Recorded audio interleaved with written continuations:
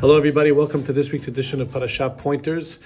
This message is dedicated for the Refuah Shelema of Mordechai ben Subhiyah. You should have a full Refuah Shelema Be'ezrat Hashem. We see in this week's Parashat Pekudei, which is very nice actually to be able to spend. I never did a pointers on this Parasha alone. Usually it's together with Vayakel, but here we could just focus on Pekudei.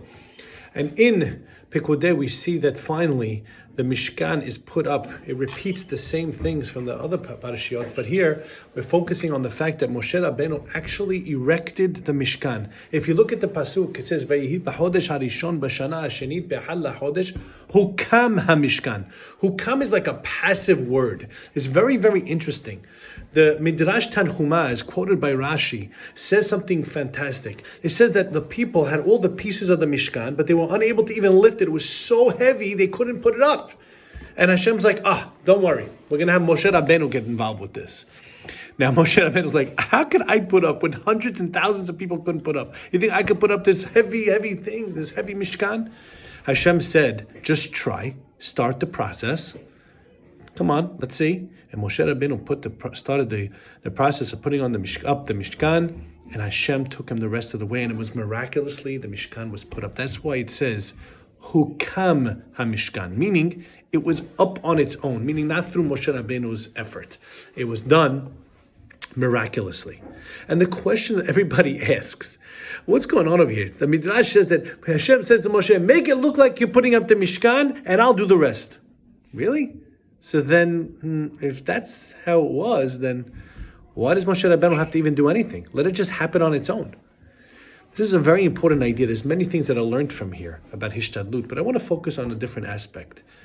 Hashem was telling Moshe Rabbeinu, I want to see your ratzon, I want to see your effort, your desire, and then I'll do the rest. Very interestingly, the word for desire in Hebrew, as we just said, is ratzon. Resh, Sadi, Vav, Nun, Sofit. Ratzon.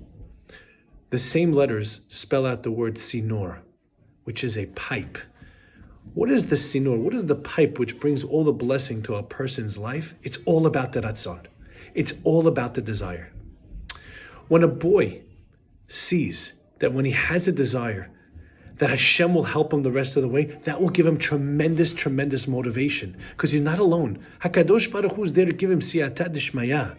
In fact, the great Rabbi Freifeld, Rabbi Shlomo Freifeld, the Rosh Hashiva of Shar Yashuv, that's out.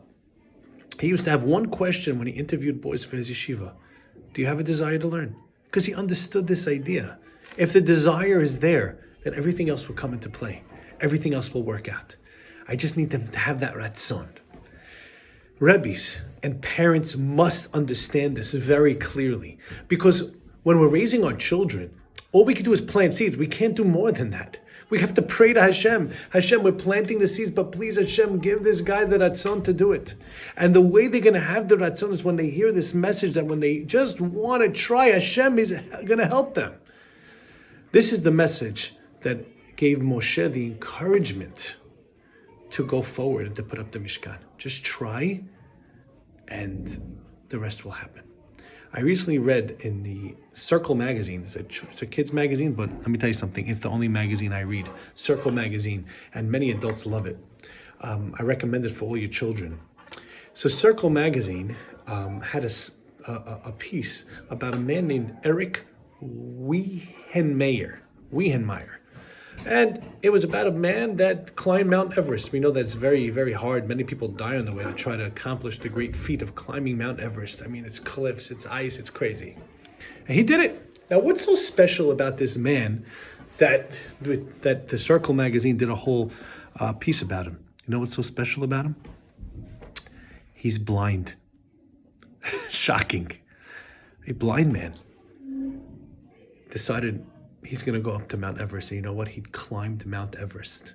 Fantastic story. Now, he became blind when he was 13. He had a very rare disease. But he had a desire. And once you have that desire, that's the way it works. It will happen. En davar omed mipnei haratzon. Nothing stands in the way of ratzon. This idea could actually be proven from the tefillah we say when we make a siyum masechet. We say that we toil and they, the non-Jews, toil.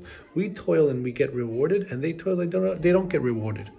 The truth of the matter is, it's not true. They do get rewarded. What do you mean? I see people toil and they get rewarded. And a Jew, how do we always see that we get rewarded? Sometimes we work on a sales pitch to somebody, it just doesn't happen. The answer is, and you have to understand what we're talking about. We're talking about spirituality. We're talking about religion. When we put forth effort, we are rewarded already because that's all Hashem wants from us. That's what He's looking for. So the reward is just for the effort, because at the end of the day, Hashem does the rest. As parents, as educators, let's be smart.